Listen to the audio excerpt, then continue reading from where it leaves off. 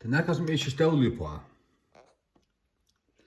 Det er det kalla menn for grøyingar evangelister. Hør meg nå, hva det mener vi? Det er ikke til at jeg ikke trygger på grøying, men det er ikke en tjeneste som øyder å være en grøyingar evangelister.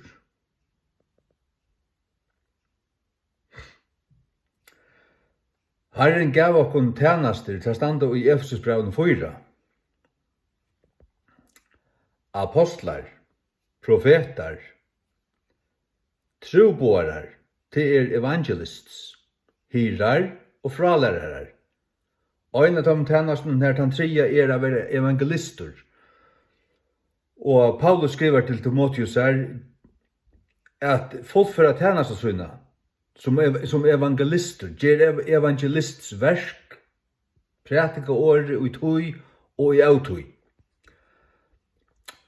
Og Herren sendte okkur fra Olivenfjallen, han gav okkur bøyene, affære ut om allan heim, og prætika gledebåskapen for hverjum skapningi. Han og tror og være doktor skal være frelstur. Til det som han sendte okkur ut til. Og så sier han, og hese tekjen skulle fylja, tøymon som tryggva. Øysene tar han sendte ut tar 12 og tar 70 og Lukas 90 og 20. Ta var det først og fremst av prætika, og så grøva til 20 og kasta ut et eller andar. Det kommer i kjølfære. Det gonger ikke undan. Det som gonger undan, og det som vi er sendt ut til å prætika gledebåskapen, mannen til frelso. Og så har Herren givet okken til lyfti at tekjen skulle fylgja okken til vi gjøre det. Så ta i menn seta vagnen fram om hesten. Seta grøying og under fram om til at prætika evangeliet. Og tar halda bare grøyingarmøter. Så sørst du til at du kunne byrja vel, men ta i det var fortsett vi tog i en 20 år, så sørst du til at du er fullstendig affærende av leie. Ta bygner pengagrammer, tar bygg ved slotton, tar flikk ved privatlikværen, og tar komma til land, og tar loja seg rykast og flottast og svit og rykast hotellet for 20.000 nottene. Og det skal du betale for det. Det finner vi ikke i. Det kallar jeg fleitande falskt, og det er ikke lov til det. Men jeg vil også se menn, og veit om menn, Guds menn, som farnir til Afrika, Reinar Bonke til dømes, som evangelister, og helt løytel møter sånn for syklande faktisk. Jeg ser hans her sovo, jeg kjenner hans her sovo. Og så sier Herren vi han å byrja at løya utrettar og han visste slett om nekka for å komme, men folk kom, god fyllte det.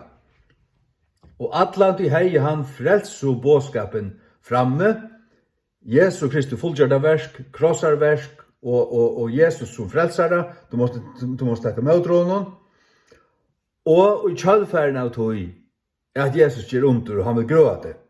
Og så sa man til at mennesker i høypa til alle ble frelst, og nummer 2, grødd. Ikke nummer 8, grødd, og så kanskje frelst, eller ikke, jeg var ikke ordentlig, nei, ordentlig frelst, og så i kjølfæren av tog, grødd. Og så sagt han seg tjenest, og han endar rett, han endar vel, byrja i vel og enda i vel. For ikke å løy.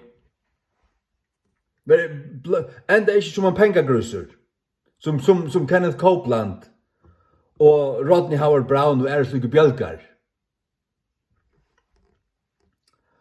Og Arne Edvardsen også en rattur, som står ned til Sarons Dal i Norra, og han gjør det, jeg ser møter i øye onker Bondavnen, og jeg vil se, og kjenner hans sovo, at han røste til Russlands og Siberia og også til arabisk land, og alle tøyna var alltid verda frelsebåskapen, røyner og klarer og øynfalder, og folk blev fingo appell, eller det för en appell ut om att ta emot Jesus och ta gjorde folk så. Och så ber han för sjukon och det blev grad och ströjbois. Här som glädjebåskapen inte var kommen, eller bara att vart bara och steinrundare formsliga religion till vårt, Men nu kom det levande evangeliet och ett kall om att ta emot Jesus och ta gjort det så och människor blev grött. Och jag såg ju att nu Arel Edvardsen färden att tar som fylltjänster födelsedagsspåren tar gera ferier till Afghanistan och India och slik land och tar gera det samma. Han har lagt dem lä och tar prætika evangeliet runt och rätt och har en stafester året vid tecknen fylltjänster. Till Guds signing, till fylgje Guds minster som han har lagt i sin året, tar evangelister. Arel Edvardsen kallar sig omgående en gröingar evangelist. Kanske var han kallar det av som, men han kom inte fram så snär. Han prætikar Jesu Kristi fullgjorda verk, han prætikar Jesu krossarverk, og at han røys upp fra deg, og tøytningen og tøy, og til fullkomna verket, at det alt fullgjort, du skal bare tenke mot i honom, så alt, så det satt vi god, fullstendig her mangler han tjoi. Og til at han ser krossarverk, uiroknar til at han bærer okra sjuker. Og hvis vi ber for tøy, så vil han grøa det kun. Og så blev det grøt og strøybois. Hadde det som jeg trygg ved. Hadde det som jeg stølge på, hadde det som jeg stole. Og hadde det som jeg vil standa for. Og Jesu navnet. Amen.